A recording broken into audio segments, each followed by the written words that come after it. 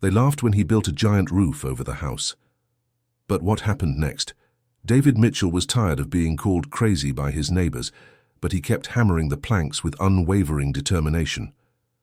3 months ago, he had started that strange construction that extended far beyond the boundaries of his property, creating a gigantic structure that covered part of the street. It was that Tuesday morning that Mrs. Carroll, his neighbor of 15 years, stopped in front of the gate with her arms crossed. "David, for God's sake, what is this madness you're doing?" she shouted, pointing to the wooden structure that already occupied half the sidewalk. David paused the hammer and wiped the sweat from his brow with the sleeve of his faded green shirt. At 52, his calloused hands knew every type of wood, every construction technique, but he had never faced so much resistance for a project. "Good morning, Mrs. Carroll. It's just a roof," he replied, returning to work. "A roof that goes all the way to Mr. Richards' house? David, this makes no sense at all," insisted the woman, getting more and more upset.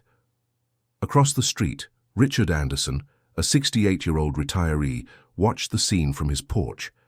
Ever since David had started that crazy construction, Richard gathered other residents every morning to comment on the carpenter's insanity. "Look at that, Teresa," said Richard to his wife, pointing at David. "The man has completely lost his mind. Who builds a roof that doesn't even properly cover his own house?" Teresa Anderson, 65, shook her head as she watered the plants. She had always liked David, thought he was a respectful and hard-working neighbor, but this situation was getting out of hand. "Richard, maybe he has his reasons," she said quietly. "What reasons, woman? Look at the size of that thing. It looks like he wants to cover the whole street," retorted Richard, getting up from the rocking chair. David kept working, ignoring the comments that reached him. He knew each hammer blow increased the neighbor's irritation, but he couldn't stop. Not now, when he was so close to completing the first phase of the project. Inside the house, Jennifer Mitchell prepared breakfast with a heavy heart.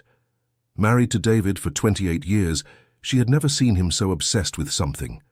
The construction had become the center of all conversations, all fights, all the family's problems. "Dad, the boys at school are calling me the crazy man's daughter," said Emily, 17, entering the kitchen with eyes red from crying. Jennifer sighed deeply. In the last 3 months, the family's life had turned into a nightmare. Their savings were running out, the neighbors avoided them, and David flatly refused to explain what he was doing. "Honey, your father isn't crazy. He must have a reason," she tried to console her, but her own voice sounded uncertain. "What reason, Mom? He spent all the money we had saved to renovate the house, and now he's even using the money for Grandma Margaret's treatment." Emily sat at the table, defeated. Margaret Thompson, Jennifer's mother, had moved into their house 2 months ago after a health problem. At 71, she needed expensive medication and regular physical therapy, treatments that were being compromised by David's excessive spending. "Where is your grandmother?" asked Jennifer. "In her room, crying. She said she doesn't want to be a burden on you." Emily wiped her eyes with the back of her hand. Jennifer felt her chest tighten. The situation was becoming unbearable. Outside, she could hear David hammering tirelessly, while angry voices of neighbors approached. "David Mitchell!" shouted an authoritative voice. It was Stephen Parker, president of the Homeowners Association, a 59-year-old retired accountant who took his responsibilities very seriously. He was walking toward the construction, accompanied by 3 more residents. "Mr. Stephen," greeted David without stopping his work. "David, this has gone too far. You cannot build a structure like this on the street without authorization. I am here to demand that you stop immediately." Stephen spoke with a firm tone, holding a folder with documents. David finally stopped and climbed down from the makeshift ladder. His eyes, usually calm, showed an iron determination that impressed even Stephen. "Mr. Stephen, I have all the necessary permits. I can show you the documents if you wish," said David, walking toward the house. "What permits are these? No one here was consulted about this eyesore." Stephen gestured toward the structure. "The permits from the City Hall, the Fire Department, and the Public Works Department," David returned with a yellowed envelope. "All legal, all within the law." Stephen examined the papers with disbelief. The documents appeared authentic, with official stamps and dates from 3 months ago. How had David managed to get all these approvals without anyone knowing? But David, even with a permit, this makes no sense. You're spending a fortune to build a roof that doesn't properly protect your own house, argued Mrs. Carroll, who had joined the group. And it's affecting the appearance of the whole neighborhood, added Mr. Richard, approaching with a few more curious neighbors. David put the papers away and looked at the group of people that had formed around him. He recognized every face, knew their stories, their problems, their families. They had been his neighbors for over a decade, people he had always respected and who had always respected him, until now. "I know you all think I've lost my mind," began David, his calm voice contrasting with the group's tension. "But I have my reasons. When it's finished, you'll understand." "What reasons, David?" insisted Stephen. "You're destroying your family because of this obsession. Your wife is desperate, your daughter is suffering at school, your mother-in-law needs medical care." The mention of his family made David clench his fists. It was true that Jennifer had been begging him to stop, that Emily came home crying from school every day, that Mrs. Margaret needed medical attention they could no longer properly afford. "My family will understand too," he said, climbing back up the ladder. "David, if you don't stop voluntarily, we'll be forced to take legal action," threatened Stephen. "The association has the power to do that." David continued hammering, but his movements had lost some of their firmness. Stephen's words hit him harder than he wanted to admit. Lawsuits were the last thing his family needed now. Dear listener, if you're enjoying the story, please take a moment to like and especially subscribe to the channel. It helps us a lot as we're just starting out now continuing. Inside the house, Jennifer watched from the kitchen window. She could see the tension on her husband's face, the way his shoulders slumped slightly under the weight of the criticism. She decided it was time for a serious talk. "David, we need to talk," she said, coming out of the house and walking to where he was working. The neighbors stepped back a little, but remained nearby, curious to hear what Jennifer would say. "Not now, Jenny. I'm in the middle of an important part." David did not look her in the eye. "Important to whom, David? To you or to our family?" Jennifer's voice trembled slightly. "For our family too. You just can't see it yet." He paused the hammer, but kept his eyes fixed on the wood. "David, look at me." Jennifer gently touched his arm. "Look at me, for God's sake." David finally faced her. In his wife's eyes, he saw 28 years of companionship, unconditional support, true love. And he also saw fear, confusion, and a deep sadness that made him swallow hard. "Jenny, I need to finish this," he whispered. "Why? Explain why, David. I'm your wife. I deserve to know what's going on in the head of the man I've loved for almost 30 years. Tears began to roll down her face. David looked at the neighbors watching the scene, then at his house where he knew his daughter and mother-in-law were also watching. He felt surrounded, suffocated by pressure from all sides. "I can't explain now, but when it's finished, everything will make sense," he said, returning to his work with mechanical movements. Jennifer stood still for a few seconds, absorbing the rejection. Then, without a word, she turned her back and went home, passing the neighbors who looked at her with pity. "Jennifer," called Mrs. Teresa, approaching her, "if you need to talk, I'll be at home." Jennifer just nodded, unable to speak.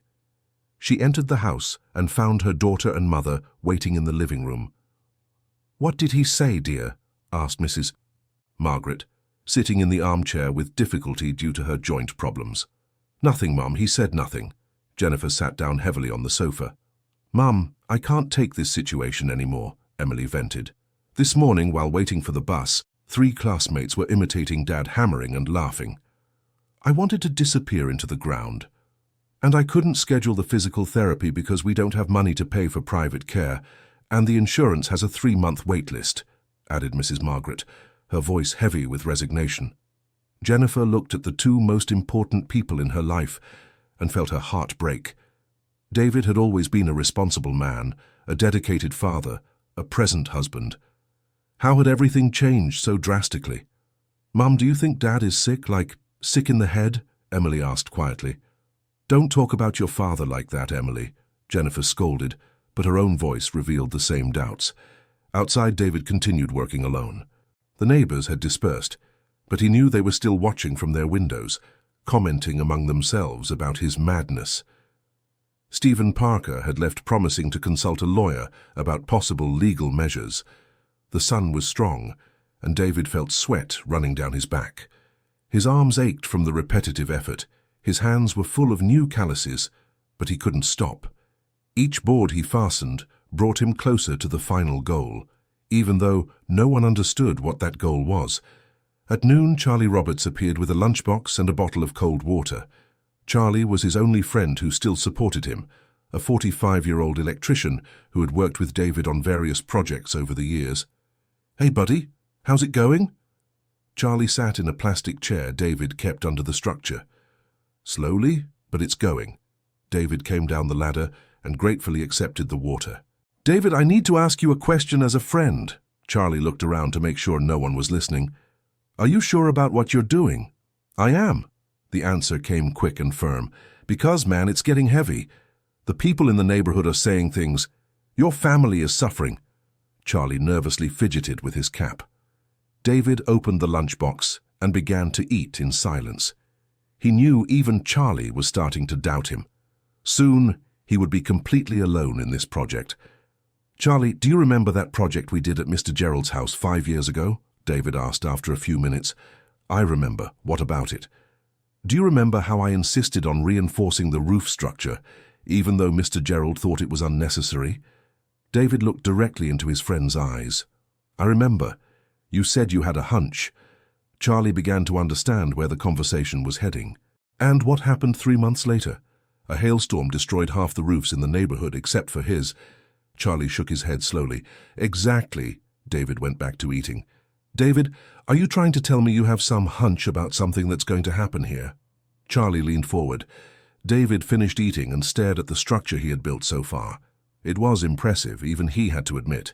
Perfectly aligned beams, precise joints, a canopy that stretched for almost 100 feet in different directions. "Charlie, if I told you, you wouldn't believe me. And even if you did, you couldn't help me, because this has to be done by me." David stood up and picked up the hammer again. "Man, you're scaring me." Charlie also stood up. "At least tell me if your family will be okay." "If I can finish in time, everyone will be okay." David climbed the ladder. "Everyone." Charlie stood still for a few minutes, watching his friend work. There was something in David's determination that impressed and worried him at the same time. He decided he couldn't abandon him completely. "David, I don't know what you're doing, but I'll keep bringing lunch. And if you need help with something small, call me," he said before leaving. David nodded, grateful to have at least one person who hadn't completely abandoned him, but he knew Charlie was also reaching the limit of his patience. In the afternoon, the situation worsened when the lumberyard truck arrived with more materials. It was the 4th delivery in 2 weeks, and the amount was starting to draw attention even from the delivery driver.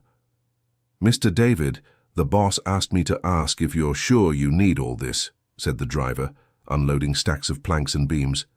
"Yes, I do. And next week I'll need more." David signed the invoice without looking at the total. Stephen Parker, who was passing by on the street at that moment, stopped to watch the delivery. His eyes widened when he saw the amount of material being unloaded. "David, how much are you spending on this?" asked Stephen, approaching. "That's none of your business, Stephen," David continued, supervising the unloading. "It is my business when you're jeopardizing your family's well-being and the neighborhood's peace." Stephen was visibly upset. "How much have you spent so far? 10,000? 20,000? David didn't answer, but his tense expression revealed the amount was well above Stephen's estimates. "Good heavens, David, you spent more than $20,000 on this."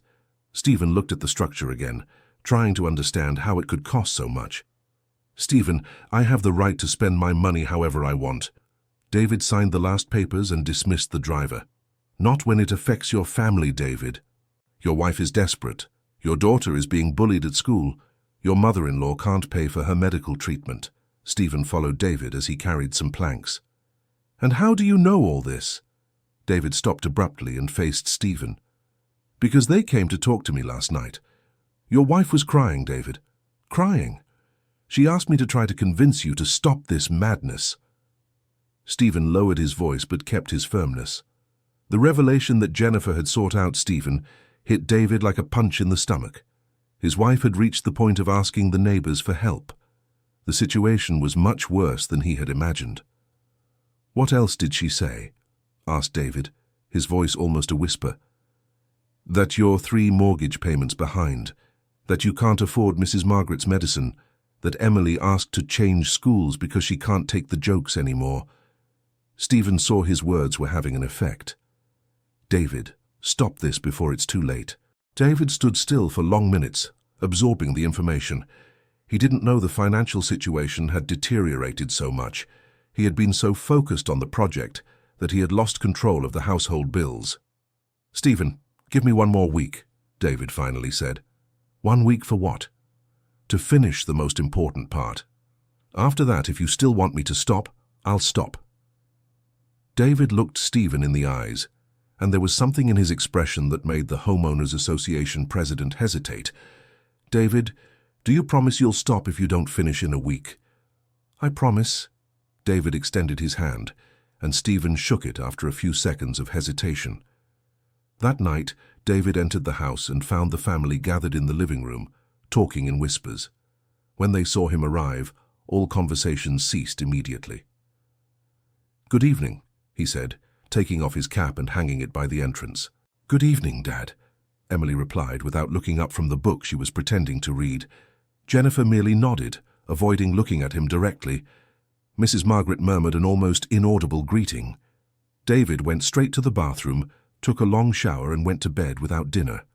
He could feel the tension in the air, the weight of unspoken words, the distance that had grown between him and the people he loved most in the world. Around 2 in the morning, David got up silently and went to the kitchen for a glass of water. He found Jennifer sitting at the table, still dressed, her eyes red from crying. "Can't sleep?" he asked softly. "I haven't been able to sleep for 3 months," she replied without looking at him. David sat in the chair next to his wife, keeping a respectful distance. "Jenny, I know you talked to Stephen," he said after a few minutes of silence. Jennifer finally looked at him, and David saw in her eyes a deep sadness that made him question everything he was doing. "I didn't know what else to do, David. You don't talk to me, you don't explain anything, you don't even give me hope that this will end." She wiped her eyes with a crumpled tissue. "I promised Stephen I would finish in a week." David timidly reached his hand toward hers. "And then?" Jennifer allowed him to touch her hand. "Then you'll all understand everything." David gently squeezed his wife's hand.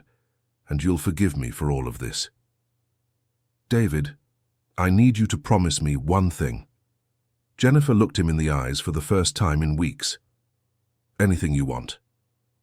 "If in a week you don't finish, or if you finish and we don't understand your reasons, do you promise you'll take it all apart and go back to being the David I married?" Her voice trembled as she asked the question. David was silent for long minutes. It was a difficult promise to make, because it meant risking everything in just 1 week. But looking at his wife's suffering, he knew he had no choice. "I promise," he finally said. Jennifer leaned over and gently kissed his forehead, a gesture that carried as much love as sadness. "I'll keep believing in you for 1 more week, David, but after that, if you can't show me you were right, I'll have to protect our family." She got up and went to the bedroom. David was left alone in the kitchen, knowing he had only 7 days to complete a project he had planned for 2 weeks.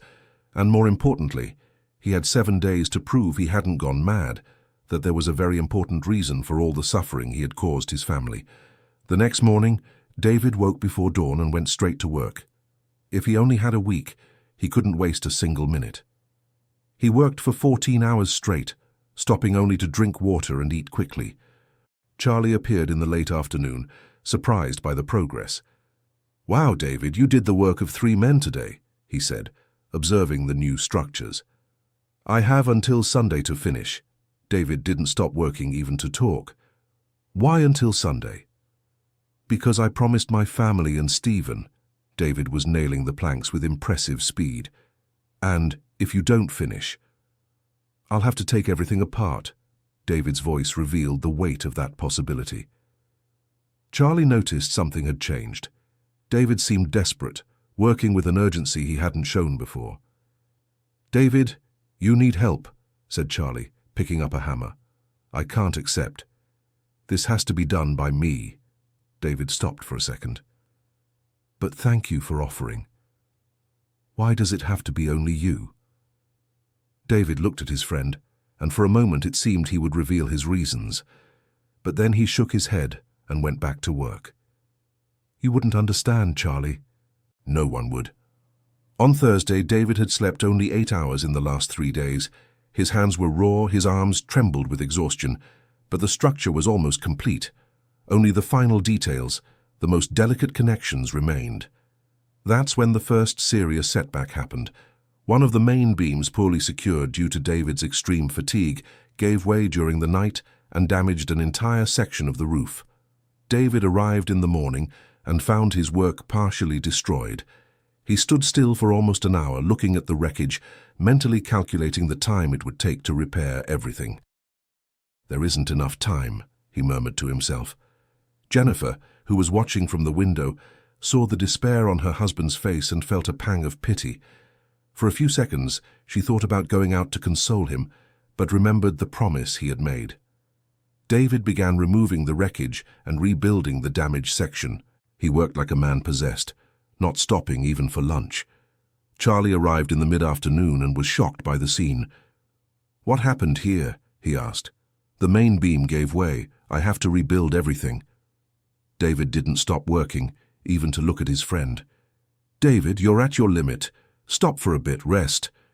Charlie tried to take the hammer from his friend's hands. "I can't stop.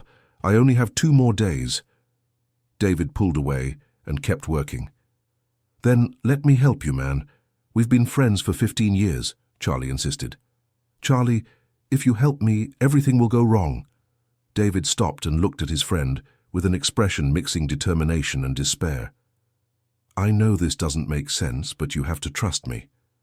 Charlie watched David work until the late afternoon, worried about his friend's physical and mental state. When he left, he decided to talk to Jennifer. "Mrs. Mitchell, may I speak with you?" He knocked on the front door of the house. Jennifer answered, seeming to have aged years in a few months. "Hi, Charlie, please come in." "Mrs. Mitchell, I'm very worried about David. He's working beyond his limits, barely eating, hardly sleeping." Charlie sat in the living room. "I know, Charlie, but he made a promise. He has until Sunday to finish." Jennifer served coffee for the visitor. "And if he doesn't manage, he'll have to take everything apart and go back to being the man he always was." She sighed deeply. "Mrs. Mitchell, what was David doing before starting this construction? Was he acting strange? Worried about something?" Charlie was trying to understand what had motivated the whole situation. "No, Charlie.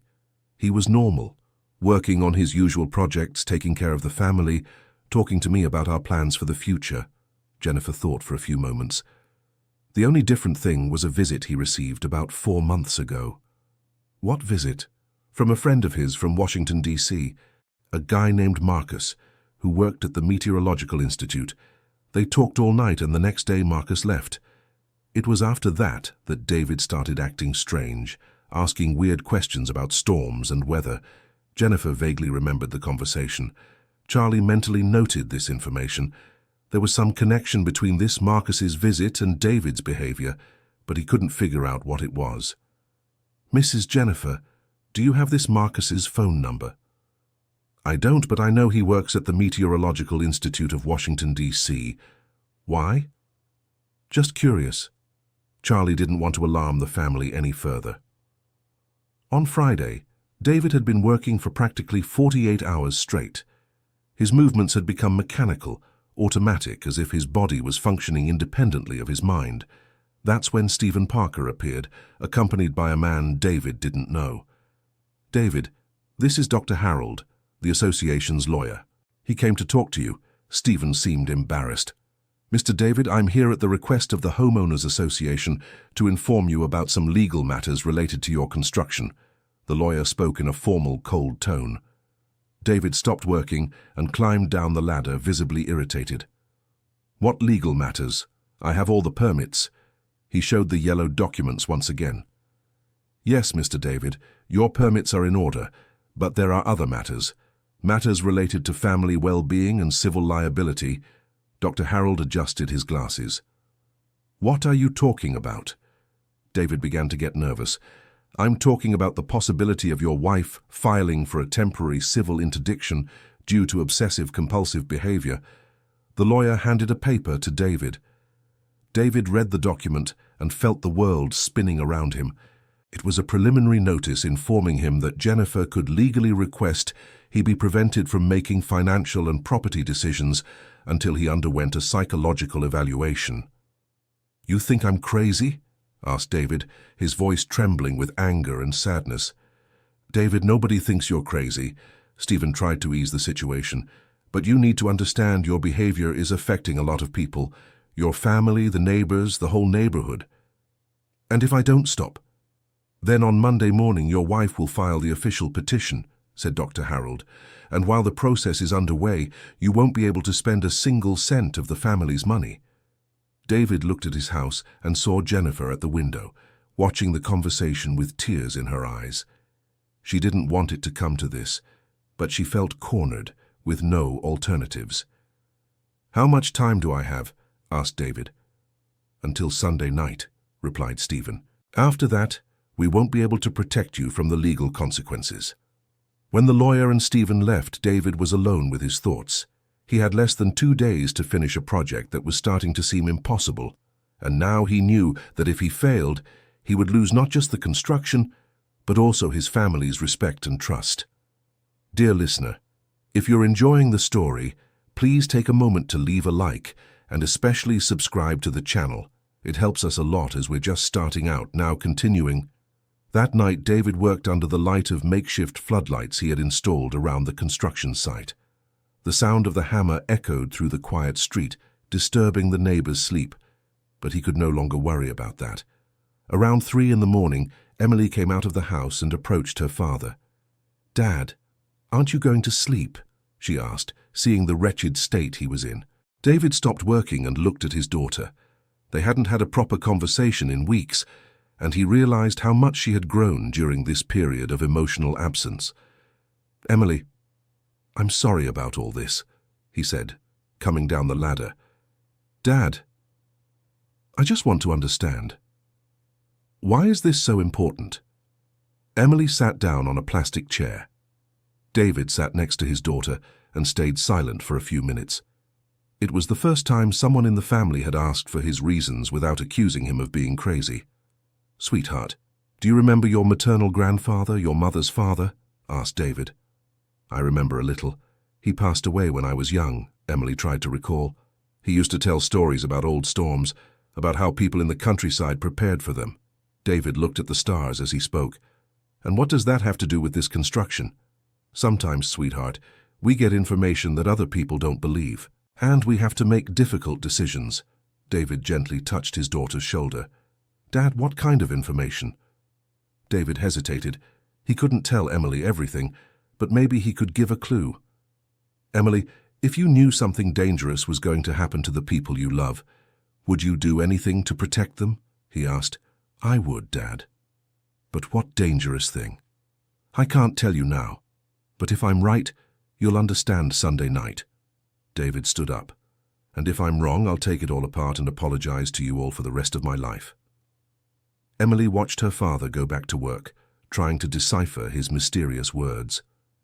For the first time in months, she considered the possibility that he wasn't actually crazy, just desperately worried about something she didn't understand. On Saturday morning, David was finishing the last details of the structure when an unfamiliar car stopped in front of the house.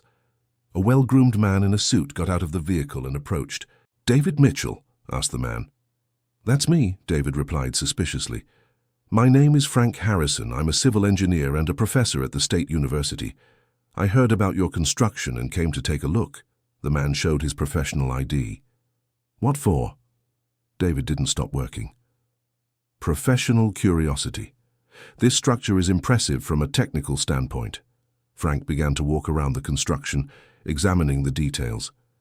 David watched the engineer carefully, worried he might find some irregularity that would compromise the project. "May I ask a few questions?" Frank took a notebook from his pocket. "You may," David replied curtly. What kind of load was this structure designed to withstand? Frank pointed to the main beams.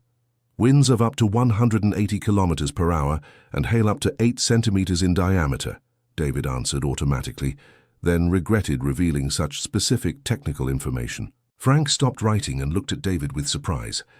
180 kilometers per hour? That's hurricane category, he said, impressed. Yes, David continued working, avoiding elaborating further. Mr. David, that type of weather event does not occur in this region of the United States. Why design for such extreme conditions? Frank was genuinely intrigued. David was silent for a few minutes, hammering a beam with unnecessary force. Finally, he stopped and faced the engineer. Professor, have you heard of extreme climate change? Asked David. Of course, it's a widely studied topic at the university. Frank moved closer. And do you know if there are any forecasts for severe weather events in this region in the coming days? David asked the question that had been burning in his mind for months. Frank thought for a few moments before answering. There are some studies on possible changes in storm patterns, but nothing specific about this region. He hesitated. Why do you ask? Just curiosity. David went back to work, but Frank sensed there was something more. Mr. David, may I make a suggestion? Said the engineer after examining a few more details. Go ahead. This structure is technically perfect, but there's a fastening issue at the northern end that could compromise its entire efficiency in case of extreme winds. Frank pointed to a specific area. David looked where the engineer was pointing and realized he was right. It was exactly the area where he had had to improvise due to the rush of the last few days. What needs to be done? Asked David. Add 3 more anchor points and reinforce the support beams.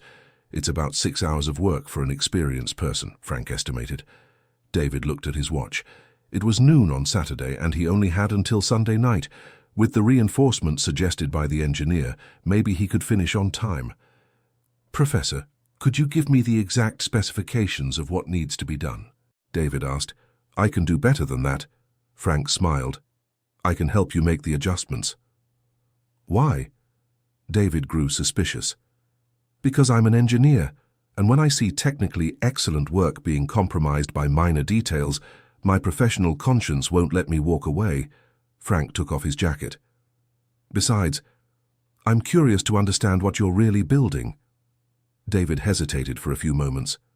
Accepting help could compromise some aspect of the project he didn't fully understand, but without the adjustment suggested by the engineer, the entire construction could be useless. All right, David decided, but we have to finish by tomorrow night.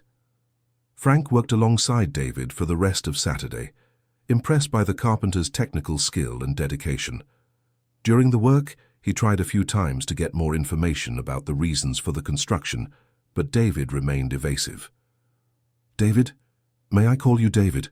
Asked Frank during a break. You may. Do you have an engineering background? Because these structural calculations are very advanced for a regular carpenter. Frank showed a sheet with the technical drawings David had made. I have no formal training, but I've worked with many engineers over the years. I learned by watching. David quickly put the papers away. David, that's not a skill you learn just by watching. You have very specific knowledge about material resistance and structural dynamics, Frank insisted. Frank, I need you to trust me. When all this is over, I promise I'll explain everything. David looked the engineer in the eyes. But right now I need to focus on finishing.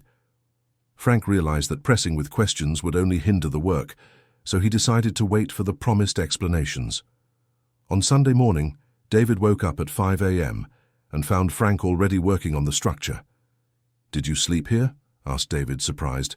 Slept in the car. I wanted to start early because we have a lot of work ahead. Frank pointed to a task list he had prepared. The two worked intensively all morning. Around noon, the structure was practically complete, with only the final adjustments and the drainage system installation left. That's when Charlie appeared, accompanied by an older man, about 60 years old. David, this is Marcus, your friend from Washington, D.C., announced Charlie. I managed to get in touch with him and explained the situation. David immediately stopped working and climbed down from the structure. Marcus Anthony Anderson, a meteorologist with over 30 years of experience, observed the construction with a mixture of admiration and concern. "David, you really did this," said Marcus, shaking his head. "You said it was urgent," replied David. "I said it was possible, not that it was certain." Marcus stepped closer to his friend. "The forecasts still aren't 100% reliable." "Marcus, what forecasts are these?" asked Charlie, confused. Marcus looked at David, who nodded, agreeing that he could explain. 4 months ago, our institute detected very specific climatic anomalies in this region, patterns of air currents and temperature that, according to our models, indicated a high probability of extreme weather events. Marcus spoke slowly, choosing his words. "What kind of events?" Frank stepped closer, interested in the conversation. "Storms with winds of up to 200 kilometers per hour, giant hail, possible localized tornadoes." Marcus showed some charts he had brought. "But these models are experimental. They haven't been fully validated yet." "And when are these events supposed to occur?" asked Frank. "According to our calculations, tonight or within the next 48 hours. Marcus looked at the sky, which was completely clear. "But we could be wrong." "And if you're right?" Charlie was beginning to understand the magnitude of the situation. "If we're right, this structure might be the only adequate protection for several kilometers around." Marcus examined the construction details. "David, this is better than I imagined." Frank was silent for a few minutes, processing the information. Finally, he understood why David had been so specific about the structure's resistance. "That's why you designed it for winds of 180 kilometers per hour, said Frank. "You knew this 4 months ago." "I did," David confirmed. "And do you know why I couldn't tell anyone?" "Because no one would believe it," answered Charlie. "And even if they did, they'd panic." "Exactly." David looked at his house, where he knew Jennifer was watching the activity from the window. "But now, I need to finish this before it's too late." The 4 men worked together all Sunday afternoon. Frank applied his engineering knowledge to optimize the final details. Marcus contributed technical information about the expected winds. Charlie helped with the manual labor, and David coordinated everything with the experience of someone who had planned every inch of the structure. At 5 in the afternoon, the construction was complete. It was an impressive structure, a gigantic roof extending over 150 meters in various directions, supported by perfectly calculated beams and anchored at strategic points. "It's ready," announced David, driving the last nail. "David, and now?" asked Charlie. "Now we wait." David looked at the sky again. "If Marcus is right, we won't have to wait long." At 6 in the evening, Jennifer came out of the house and approached the group of men observing the completed structure. "David, I need to talk to you," she said, her voice choked. "Of course, Jenny." David approached his wife. "For you finished?" She looked at the construction with a mixture of admiration and disbelief. "I finished," David confirmed. "And now, are you going to explain to me what this is?" Jennifer crossed her arms. David looked at Marcus, who nodded encouragingly. "Jenny, come here." David took his wife's hand and guided her under the structure. "This is a storm shelter." "What storms?" Jennifer looked around, observing the completely clear sky. "According to Marcus's forecasts, there could be a very violent storm tonight. Winds of over 200 kilometers per hour, giant hail." David spoke calmly, watching his wife's reaction. "David, you built this based on a forecast that could be wrong?" Jennifer began to understand the magnitude of the risk her husband had taken. "Jenny, if I'm wrong, I'll take it all apart tomorrow morning, and I'll never do anything without consulting you first." David held his wife's hands. "But if I'm right, this structure will save our family and all our neighbors." Jennifer fell silent for long minutes, processing the information. Finally, she looked at Marcus. "Mr. Marcus, what are the odds that you are right?" she asked. "About 40%, Mrs. Jennifer. It's not a certainty, but it's a significant probability," Marcus answered honestly. "And if it does happen, how many people could get hurt?" Jennifer continued. "Without proper protection, it could be hundreds." Marcus looked around, observing the fragile houses in the neighborhood. "This structure can safely accommodate about 50 families." Jennifer turned back to her husband. "David, why didn't you tell me this from the beginning?" she asked. Because you were already worried about your mother's health, the household bills, Emily's future. I didn't want to add another worry, David explained. And because I wasn't sure I could finish it in time. At that moment, Emily and Mrs. Margaret came out of the house and joined the group. "Dad, is this true?" asked Emily, impressed by the dimensions of the structure. "It's true, honey." David hugged his daughter. "And if everything works out, you'll never have to be ashamed of me again." "David, we have never been ashamed of you," said Mrs. Margaret, her voice weak but firm. "We just didn't understand." At 7 in the evening, Stephen Parker appeared accompanied by several neighbors, including Mrs. Carroll, Mr. Richard, and Mrs. Teresa. "David, some neighbors are worried," said Stephen. "A lot of people are talking about storms and shelters." "Stephen, I will explain everything to you." David positioned himself at the center of the group. "But I need you all to listen until the end without interrupting me." David told the whole story. Marcus's visit 4 months ago, the meteorological forecasts, his reasons for building the structure, the difficulties he had faced. When he finished, the group fell silent for several minutes. "David, are you saying there could be a dangerous storm tonight?" asked Mrs. Carroll, looking at the clear sky. "It's a possibility," David replied. "It's not a certainty, but it's a real possibility." "And if there is one, our houses won't hold up?" asked Mr. Richard. "According to Marcus, no," David confirmed. "But this structure can protect everyone." Stephen looked at the construction, mentally calculating how many people could take shelter there. "David, if you're right, you could be saving everyone's lives," said Stephen.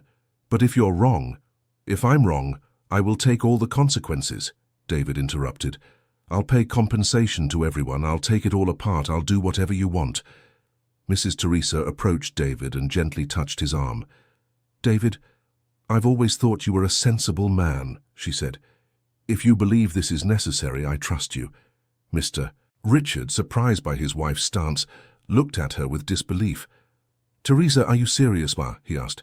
"Richard, David built this alone, spent his own savings, faced criticism from everyone." Teresa looked at the structure.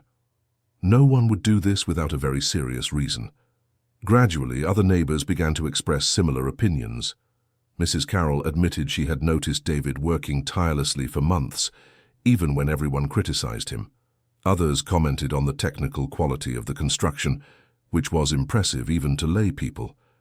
At 8 in the evening, Frank checked his portable meteorological station and noted the first changes. "Everyone, atmospheric pressure is dropping rapidly," he announced, "and the temperature too." Marcus confirmed the readings on his own instruments. "David, I think you were right," said Marcus, observing the data. "Something is starting." By 8:30, the first clouds appeared on the horizon, moving with impressive speed. In 15 minutes, the sky was completely overcast. "My God," murmured Stephen, "is this possible?" "Yes," replied Marcus, "and it's going to get much worse in the next few minutes." David addressed the group of neighbors who had gathered to observe the sudden change in the weather. "Everyone, I'm going to ask you for something," he said, raising his voice. "Go to your homes, take only the essentials, and come back here.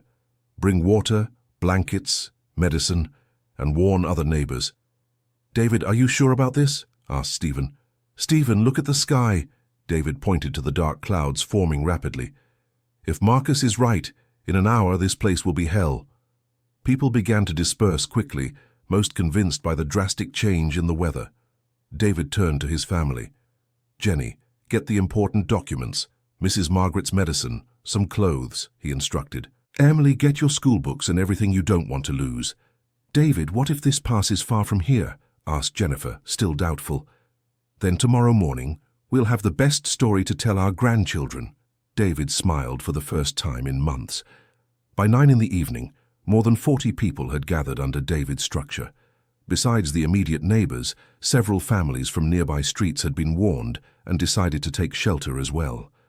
Frank and Marcus continued monitoring the meteorological instruments, reporting increasingly dramatic changes. "Wind speed is increasing very rapidly," informed Frank. "We're already getting gusts of 60 miles per hour." "And the temperature dropped 12 degrees in the last 30 minutes, added Marcus. "This is completely abnormal." David constantly checked the structure, testing the firmness of the beams and watching for any signs of stress at the anchor points. "David, do you really think this will hold?" asked Charlie, watching the structure sway slightly in the wind. "It will hold," replied David with confidence. "It was designed for this." By 9:30, it began to rain. It wasn't a common rain, but an intense and violent precipitation that turned the street into a river in a matter of minutes. "Folks, stay away from the edges," David instructed. "Everyone stay in the center of the structure." The children were frightened, and their mothers tried to calm them by singing songs and telling stories. The men helped David check the structure, while the older women organized the supplies each family had brought. By 10 o'clock, the wind was so strong it was difficult to speak in a normal tone. David shouted instructions to the group, advising on the safest positions and what to do if the situation worsened. That's when the hail began. The first pellets were the size of marbles, making a deafening noise as they hit the roof of the structure. Within minutes, the pellets grew to the size of ping-pong balls. "My God, look at the size of that," shouted Mrs. Carroll, pointing to ice stones ricocheting off the structure. David watched the behavior of the construction intently. The beams absorbed the impact magnificently, distributing the weight through the anchor points exactly as he had calculated. "David, it's working!" shouted Frank, impressed. "The structure is holding up perfectly." Outside, they could hear the sound of windows breaking in nearby houses, roof tiles being torn off, trees falling. But under the protection of David's structure, all 53 people were safe and dry. By 10:30, the hail had grown to the size of tennis balls. The noise was so intense it was impossible to hold a conversation. David moved through the group, checking that everyone was okay and positioned in the safest areas. Jennifer approached her husband and shouted in his ear, "David, I ask your forgiveness." David hugged her tightly, too emotional to respond. Emily joined the hug, followed by Mrs. Margaret, who managed to walk to them leaning on a cane. By 11 o'clock, the wind reached its peak intensity. According to Frank's instruments, the gusts reached 190 kilometers per hour. The structure visibly swayed, but maintained its structural integrity. "David, how did you know you needed to calculate for this intensity?" shouted Frank. "Marcus told me the models predicted up to 200 kilometers per hour, David replied. "I calculated for 220, for safety." Around midnight, the storm began to gradually subside. The hail stopped first, then the intensity of the rain reduced, and finally the wind died down to more normal levels. By 2 in the morning, the storm had completely passed. The group remained under the structure until dawn, talking in whispers about what they had experienced. When the sun rose, people began to emerge from the structure to assess the damage. The scene was devastating. Trees knocked down everywhere, cars dented by hail, houses with partially destroyed roofs, windows broken in all directions. "David, you saved our life," said Stephen, looking at the wreckage around them. "All our lives." Mrs. Carroll approached David with tears in her eyes. "David, I ask your forgiveness for everything I said.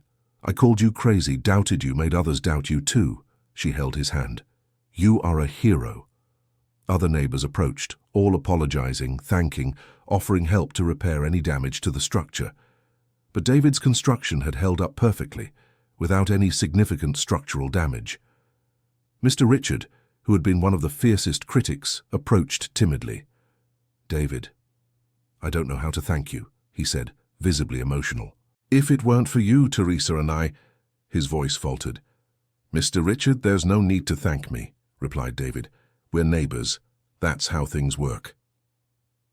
Throughout Monday morning, journalists and television crews arrived to document the story of the man who had predicted and prepared for a storm that the official meteorologists had not detected.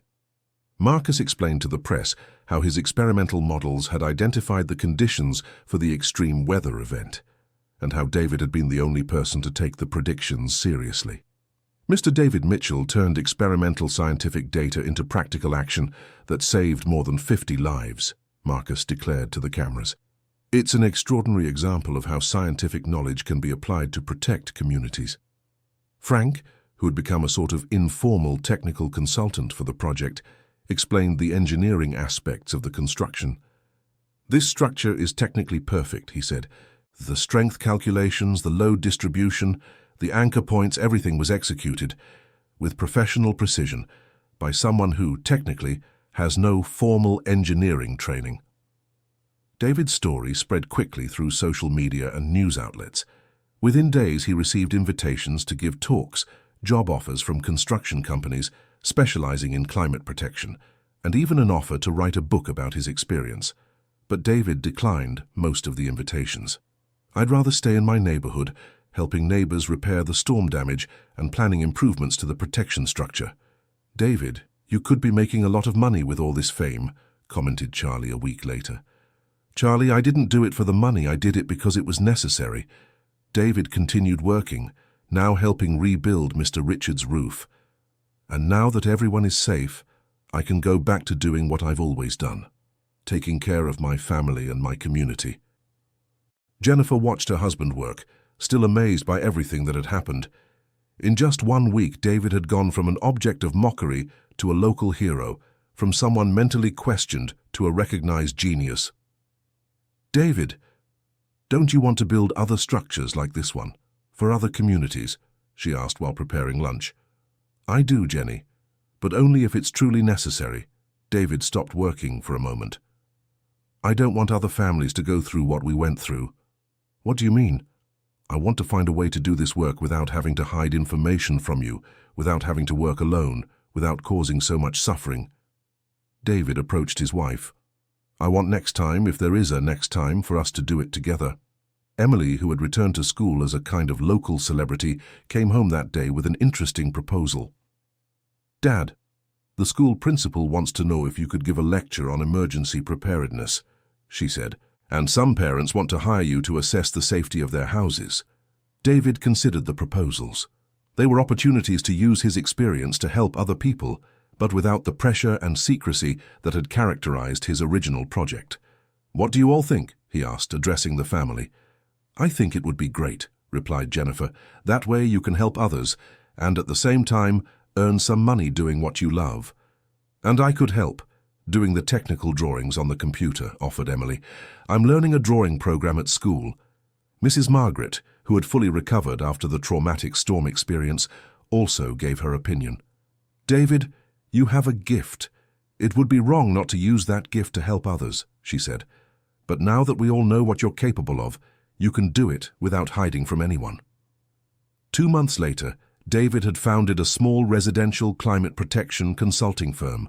He worked in partnership with Frank, who provided the theoretical engineering knowledge, while David applied the practical construction experience. Marcus visited regularly to share meteorological data and help identify risk areas. Charlie had become the main assistant, and even Stephen Parker helped, using his administrative knowledge to manage the bureaucratic aspects of the business. The original structure had been expanded and improved, becoming a permanent community center that served both as an emergency shelter and as a venue for neighborhood meetings and events. "David, do you regret anything?" asked Jennifer one night, as they watched the structure illuminated by soft lights that had been installed for evening events. "I regret not having trusted you more from the beginning," replied David. "If I had told you everything from the beginning, we would have faced it together, and your family wouldn't have suffered so much. But do you think I would have believed you?" Jennifer reflected on the question. "If you came home one day and said you were going to spend all our savings to build a shelter for a storm that might not even happen?" David thought about the question for a few minutes. "Maybe not right away. But with time, talking, explaining everything slowly, I think you would have understood," he said. "And even if you didn't understand completely, at least you'd know I wasn't crazy." "David, can I ask you a question I've always wanted to ask?" Jennifer turned to look at him directly. "Of course. How did you know you could trust Marcus's forecasts? They were experimental models. He himself said the probability was only 40%. Jennifer touched her husband's hand. David was silent for a long time, looking at the stars shining in the clear sky. "Jenny, do you remember my paternal grandfather?" he finally asked. "I vaguely remember. He passed away when you were a child, right? He was a carpenter just like me. And my father always told a story about him." David leaned back in his chair. During the Great Drought of 1942, everyone in the village was desperate because it hadn't rained for 8 months. And then, my grandfather started digging a well in the backyard of the house, alone with basic tools, digging every day after work. David smiled at the memory. The neighbors thought he was crazy because there was no sign of water anywhere.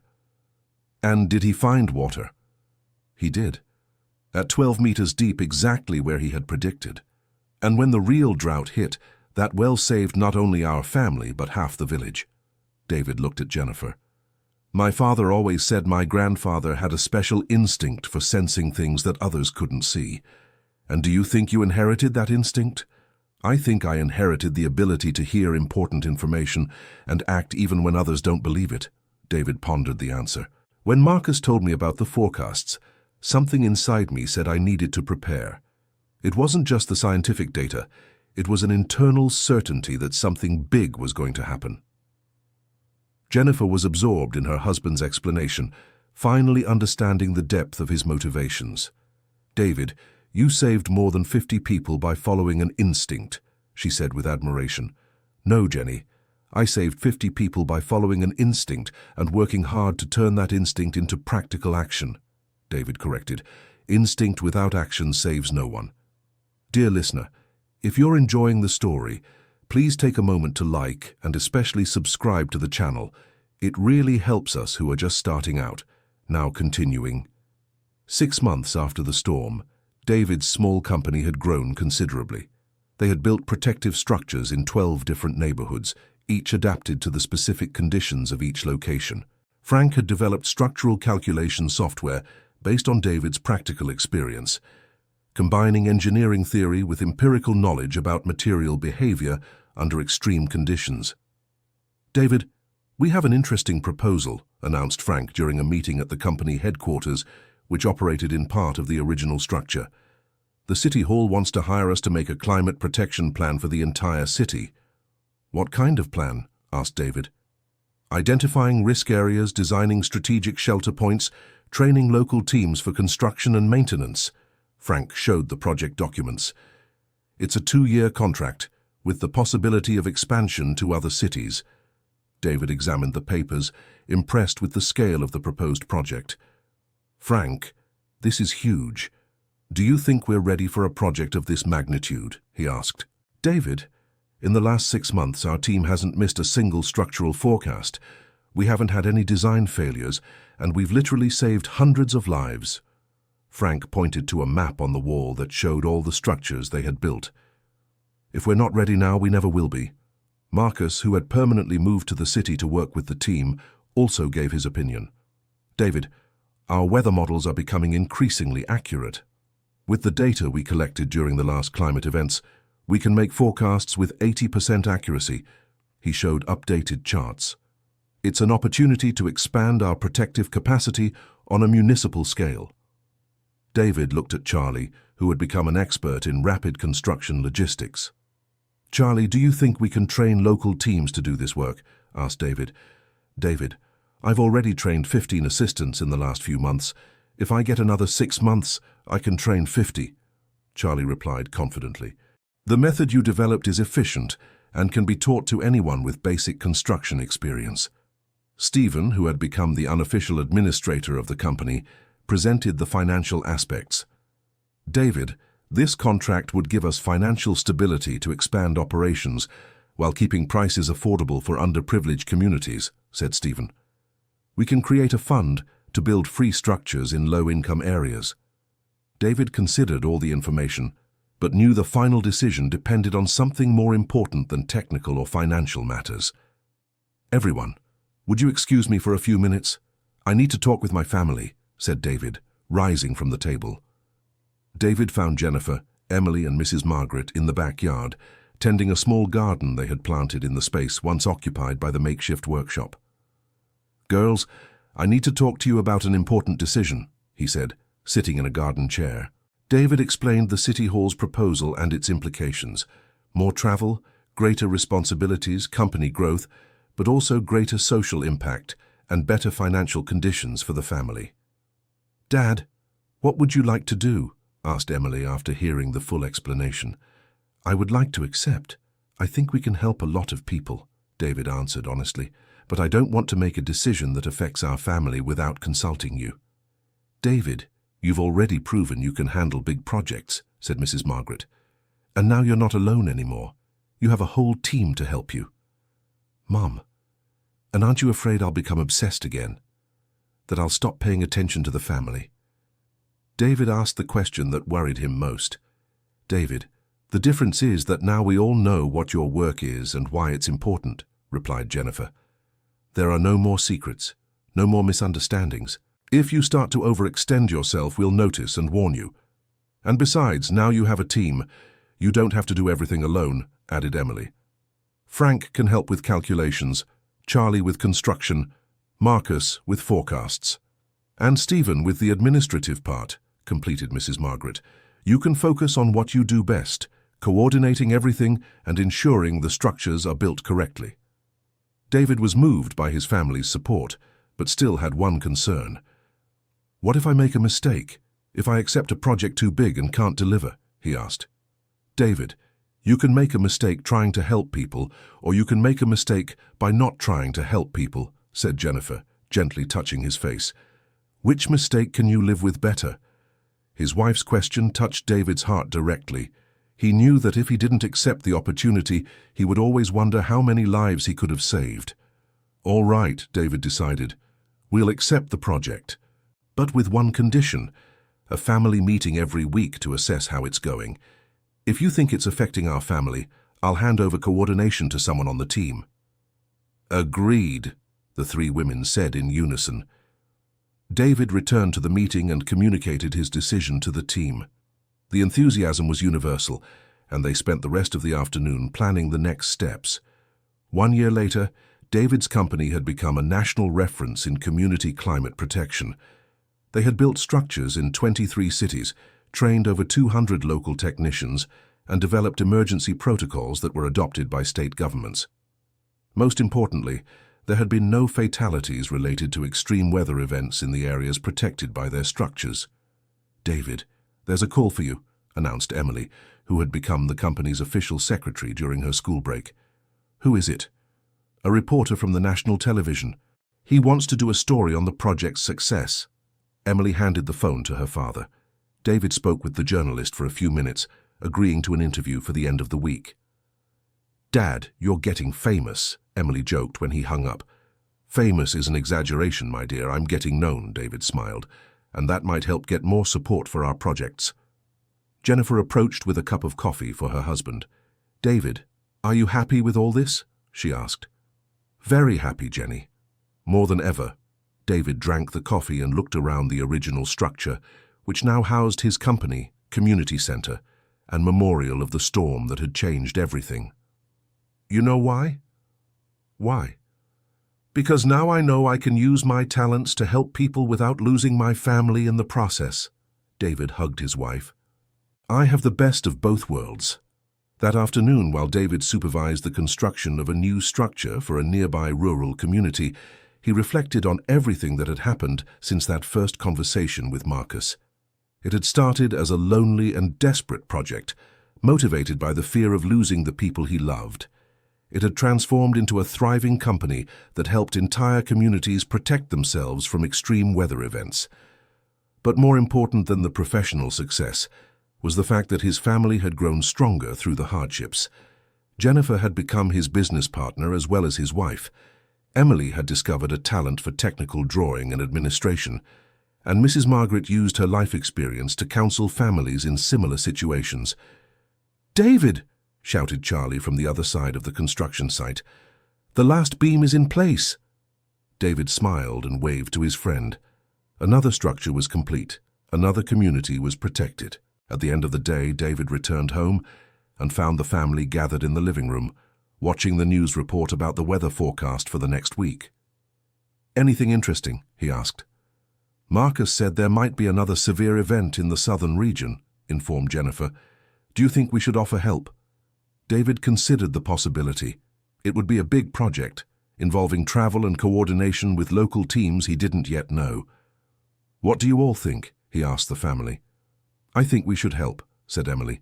If we have the ability to protect people, it's our responsibility to do so. I agree, said Mrs. Margaret. But this time, let's all go together. It could be a good opportunity for Emily to learn more about the business. And I can coordinate the on-site logistics, added Jennifer. I already know how to organize teams and materials. David was moved by the family's proposal to work together on the project. Then it's decided, he said. We'll help the southern region, but as a family, as a team. The next morning, David called Frank and Marcus to discuss the details of the new mission.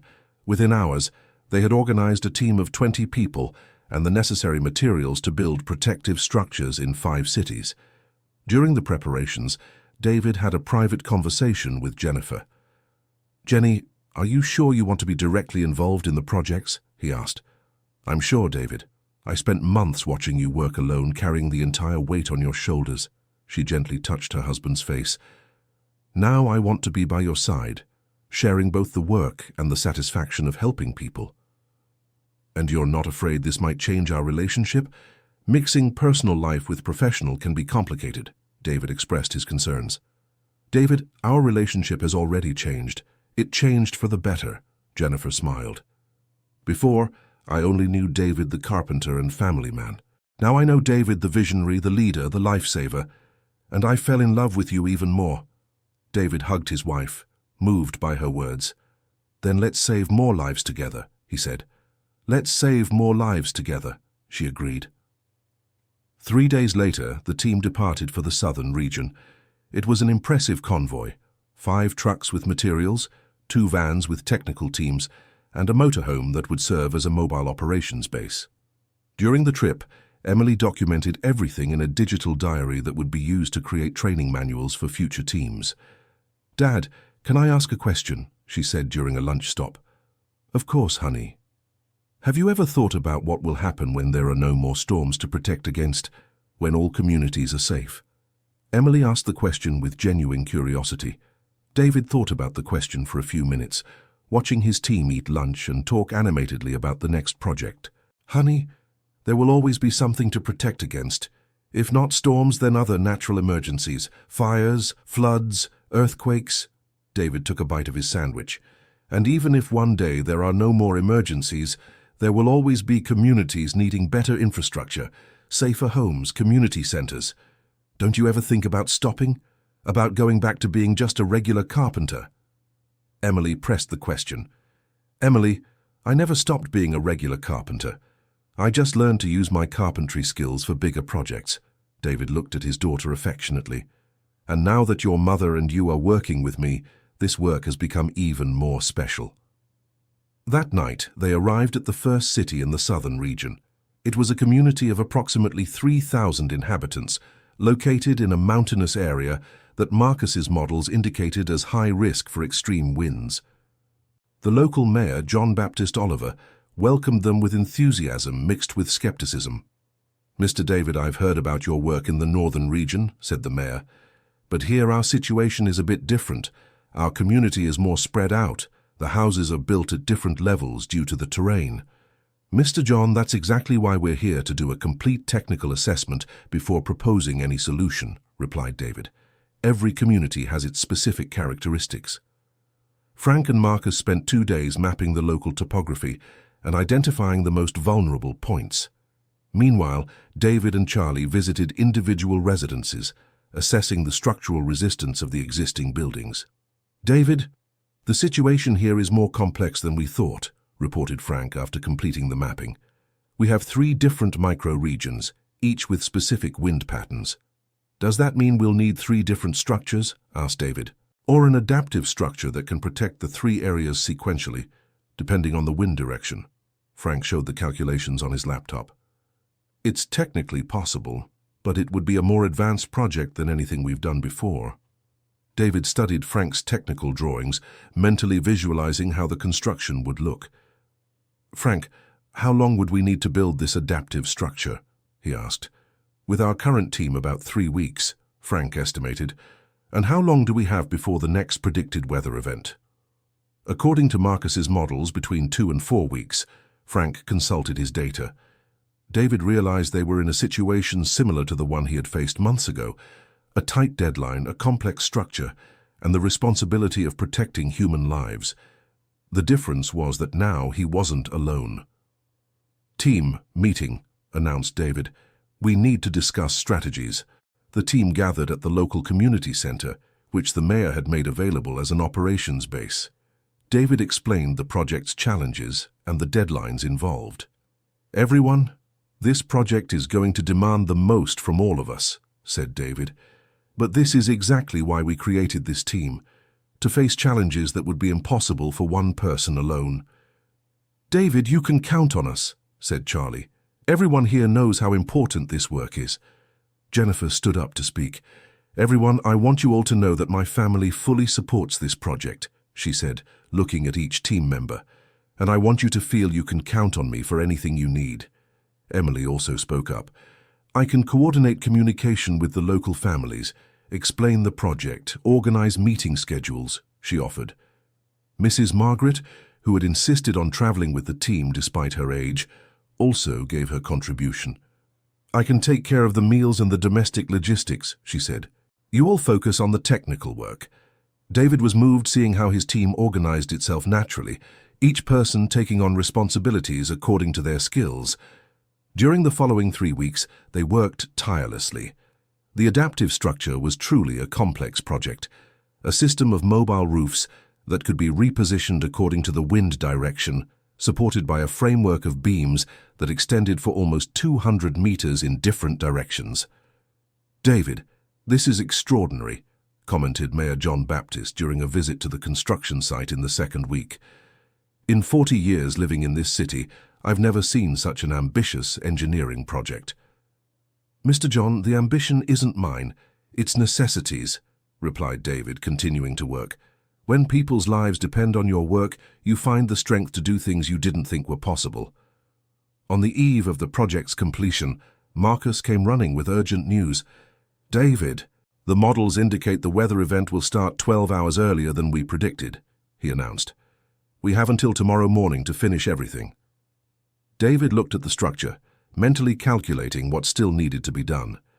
It was about 8 hours of work, but they only had 16 hours before the storm began.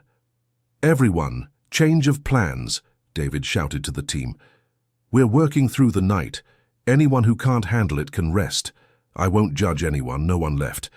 The entire team, including several local residents who had volunteered to help, worked through the entire night. At 8 in the morning, when the first clouds appeared on the horizon, David nailed the last plank of the structure. "It's ready," he shouted, exhausted but triumphant. The entire community gathered under the protection of the adaptive structure. There were almost 200 people, including children, the elderly, and whole families who had brought their most important belongings. "David, do you really think it will hold?" asked the mayor, watching the dark sky. "It will hold up," David replied confidently. "It's not just my word, it's 3 weeks of calculations, checks, and careful construction. The storm that hit the southern region was even more intense than the one David had faced in his own town. Winds of up to 220 kilometers per hour, hail the size of baseballs, torrential rain that turned streets into rivers. But the adaptive structure worked perfectly. The system of mobile roofs repositioned itself automatically according to the wind direction, protecting all 3 areas of the community consecutively. "This is fantastic," shouted Frank, watching the data from the sensors he had installed on the structure. "The load distribution is working exactly as we calculated." When the storm passed, the next morning, there wasn't a single casualty in the community. Only minor material damage to some more remote houses that hadn't been covered by the protection. "David, you saved our town," said Mayor John Baptist, tears in his eyes. "All our lives." The news of the successful protection of the mountain community spread quickly. Within days, David was receiving requests for help from dozens of other towns. "David, how are we going to handle so much demand?" asked Jennifer, looking at the pile of letters and emails that had arrived. "Jenny, it's time to expand the operation," David replied. "We need to train more teams, create more regional hubs." "Won't that compromise the quality of the work?" she worried. "Not if we do it right. If we create rigorous training and supervision protocols," David showed some sketches he was making. Each regional hub would have 5 trained teams, each team certified for specific projects. Frank joined the conversation. "David, I have a proposal," he said. "How about we create a climate protection research institute? We could combine practical work with new technology development. And we could offer technical courses to train specialists," added Emily. "There are a lot of young people interested in learning." Marcus also had ideas for expansion. "Guys, I'm getting data from international meteorological institutes. Other countries are facing similar problems," he said. "Maybe it's time to expand outside the United States." David grew thoughtful, absorbing all the suggestions. In 2 years, he had gone from a local carpenter to the leader of a national climate protection movement. The possibility of international expansion was tempting, but also frightening. "Everyone, let's take it slow," David finally said. "Before thinking about other countries, we need to consolidate our work here, ensure that all US communities that need protection have access to it." "And how do we do that?" asked Charlie. "By creating a social franchise system," David explained his idea. "We train local entrepreneurs to set up their own climate protection companies following our protocols. We offer technical support and consulting, but they operate independently." "And how do we ensure they'll follow our quality standard?" questioned Frank. "A certification system. Each franchise must undergo regular evaluations, maintain updated certifications, report results." David had thought through many details. "And they can only use our brand if they are in compliance." Jennifer smiled, impressed by her husband's strategic evolution. "David, you're thinking like a businessman," she said. "I'm thinking like someone who wants to multiply the impact of our work without losing control of quality," David corrected. "I'm still a carpenter, just a carpenter with bigger responsibilities." Over the following months, David and his team worked intensively on creating the social franchise system. They developed technical manuals, training programs, certification protocols, and a continuous support system for franchisees. The first regional hub was established in the northeastern region, led by a local civil engineer who had completed the certification course. Within 6 months, this team had protected 15 communities against extreme weather events. "David, the results from the Northeast are excellent," reported Frank during an evaluation meeting. 100% success in protection, 0 casualties in weather events covered by the structures." "And the financial aspects?" asked Jennifer. "Self-sustaining after the 4th month of operation," replied Stephen, who had become the company's official financial director. "The franchises are managing to cover operational costs and even generate enough profit for local expansion." David was pleased with the results, but he knew the true test would be expanding into regions with very different climatic characteristics. "Frank, what are the next priority regions?" he asked. "The southern region and the Midwest. The south because it has complex wind patterns due to the terrain, and the Midwest because it has very large-scale weather events." Frank showed maps with risk analyses. "Marcus, what kind of adaptations will we need to make to the designs?" David turned to the meteorologist. "For the south, more flexible structures due to the variable winds. For the Midwest, larger structures due to the scale of the events." Marcus explained the technical details. David approved the expansion, but set one condition. He would personally supervise the training of the first 2 teams in each region. "David, won't that be too much work for you?" Jennifer worried. "It's my responsibility to ensure the knowledge is transmitted correctly," replied David. "If I don't do this now, we could have quality problems later." During the following year, David traveled extensively, training new teams and supervising the first projects in each region. It was exhausting work, but deeply rewarding. In every city he visited, David found dedicated people enthusiastic about the possibility of protecting their own communities. Engineers, carpenters, technicians, even teachers and merchants who wanted to learn how to build protective structures. "Professor David," said Anne Carolyn, a young engineer from Portland who was undergoing the training, "do you think one day we won't need this kind of protection anymore?" "Anne, weather events have always existed," replied David. "What changed was the intensity and frequency. Even if in the future we manage to better control climate change, we will always need protective infrastructure." "And don't you get tired of this life of constant travel?" she asked. David reflected on the question. It was true that the travels were tiring, that he missed his family when he was away, that he sometimes questioned if he wasn't overburdening himself again. "Anne, I get tired physically, but I don't get tired of the purpose," he said finally. "Every life we manage to save renews my energy to continue." At the end of 3 years of operation, the social franchise system was working in all regions of the United States. More than 200 communities were protected by structures built following the protocols developed by David and his team. "David, we have impressive numbers," announced Frank during the company's annual meeting. 3 years of operation, 257 structures built, protection for over 50,000 people, 0 fatalities in covered events. "And what is the total financial impact?" asked David. "The franchises generated over $2 million in local economic activity, created more than 400 direct and indirect jobs," Stephen presented the financial data, "and prevented estimated losses of over $10 million in material damages." David was moved by the numbers. What had begun as a desperate project to protect his own family had turned into a national movement that was saving thousands of lives and generating prosperity for hundreds of families. "Everyone, I have an announcement to make," said David, rising from the table. "The time has come to transfer the operational leadership of the company." The silence that followed was absolute. No one expected this statement.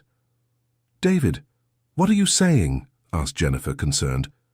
"I'm saying that you no longer need me to coordinate operations." David looked at each team member. "Frank can lead the technical aspects. Stephen can manage administrative matters. Marcus can coordinate meteorological research." "And what will you do?" asked Charlie. "I'm going back to doing what I love most.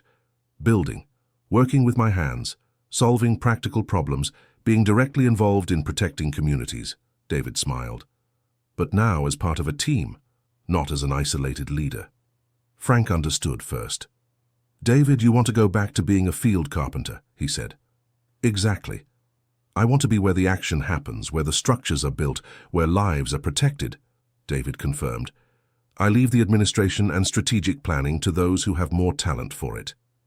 Jennifer approached her husband. "David, are you sure about this? After all we've built?" she asked. "Jenny, we built a system that works independently of me. That is the greatest success we could have." David held his wife's hands. "Now I can go back to doing what truly makes me happy, knowing the impact of our work will continue to grow." The team was silent for a few minutes, absorbing David's decision. Finally, Frank spoke. "David, if this is what you really want, we'll reorganize the responsibilities," he said. "But on one condition, you remain as a master consultant for special projects." "What kind of special projects?" asked David. "Projects that require your unique experience, complex situations, emergencies, development of new techniques," Frank explained. "Things only you know how to do." David considered the proposal. It was a way to keep his involvement in the most challenging aspects of the work without being burdened by administrative responsibilities. "All right," David agreed. "But the priority is field projects. I want to spend at least 60% of my time building." 6 months after the reorganization, David was happier than he had been in years. He spent most of his time traveling between communities, supervising constructions, training local teams, solving specific technical problems. "David, how is this return to your roots going?" asked Emily during one of her visits home. "It's perfect, daughter," replied David, showing his hands calloused from recent work. "I feel like I've returned to being myself, but with a greater perspective on the impact of my work." "And don't you miss the leadership, the strategic decisions?" insisted Emily. "No. I discovered my real talent is turning ideas into practical reality, not managing complex operations." David reflected on the question. "Frank is much better than me at strategic planning. Stephen understands finances much more than I do. Marcus is the meteorology expert. And Mom, how is she handling these changes?" "Your mother is loving it," David smiled. "She travels with me on some projects, coordinates local logistics, interacts with the families in the communities." He found his own role in the company, Jennifer entered the room at that moment, carrying a cup of coffee for her husband. "Talking about me?" she joked. "I was telling Emily how you found your own area of specialization." David accepted the coffee gratefully. "It's true. I discovered I have a talent for coordinating the human aspects of projects." Jennifer sat down next to her husband. "Helping families get organized, resolving logistical conflicts, ensuring the specific needs of each community are met." "And you two work well together?" asked Emily. "No conflicts between personal and professional life?" David and Jennifer looked at each other and smiled. "Dear, our personal and professional lives have integrated in a natural way," Jennifer replied. "We no longer feel there's a separation between the two." "And that's not tiring?" Emily still had doubts. "It's energizing," David answered. "When you do work that has purpose with people you love, it doesn't feel like work. It feels like a full life."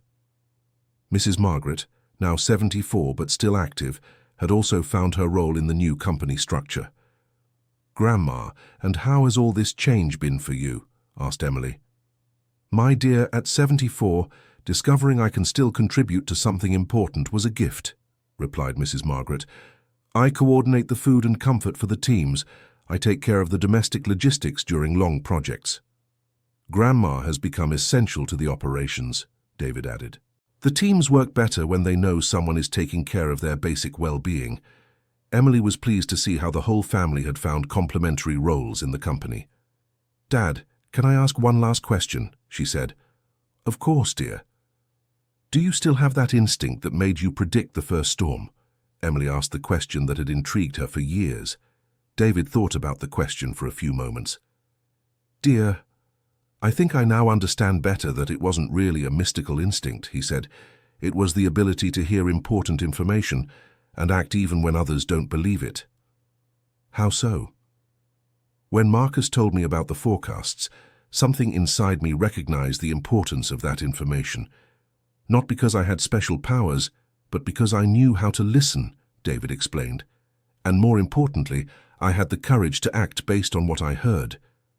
"And does that still happen?" "It happens all the time.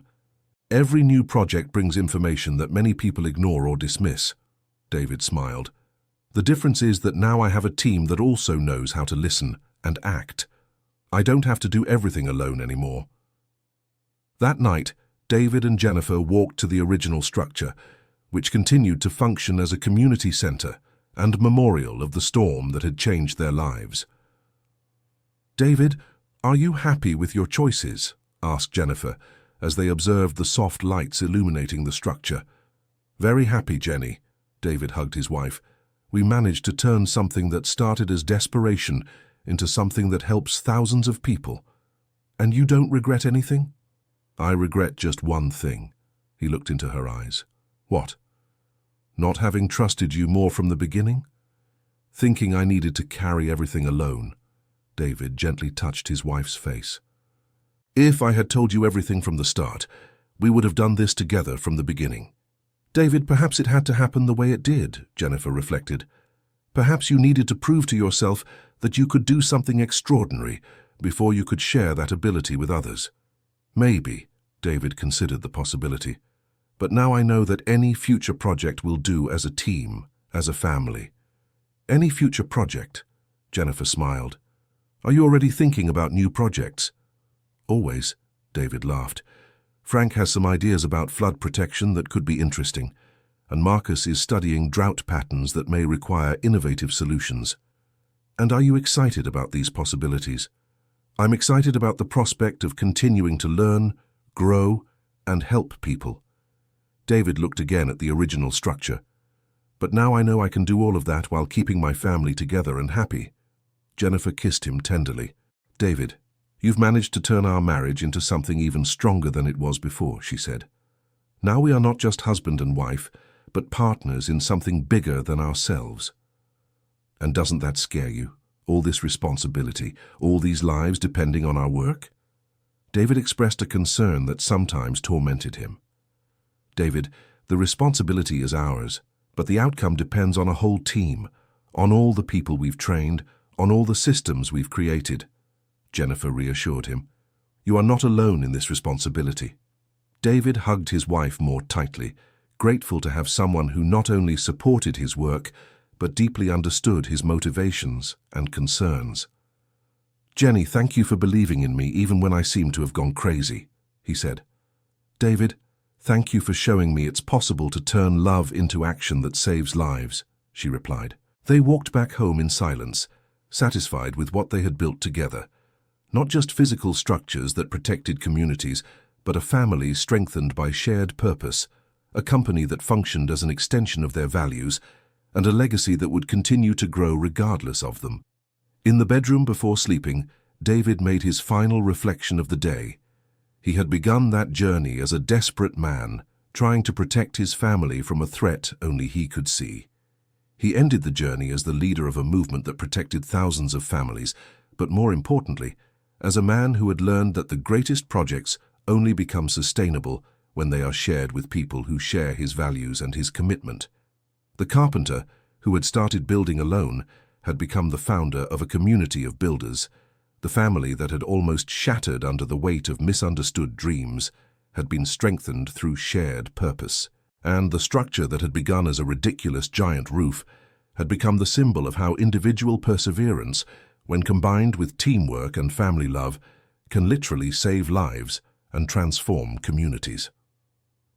David fell asleep knowing that the next day he would return to the work he loved most, building protection for people in need, but now with the certainty that he would never have to do it alone again. End of story. Now tell me what you thought of this touching story about David and his family. Do you believe David made the right decisions? What lessons can we take about perseverance and trust in family? Leave your sincere comment sharing your opinion. If you liked it, don't forget to like and especially subscribe to the channel so you don't miss other emotional stories that will touch your heart.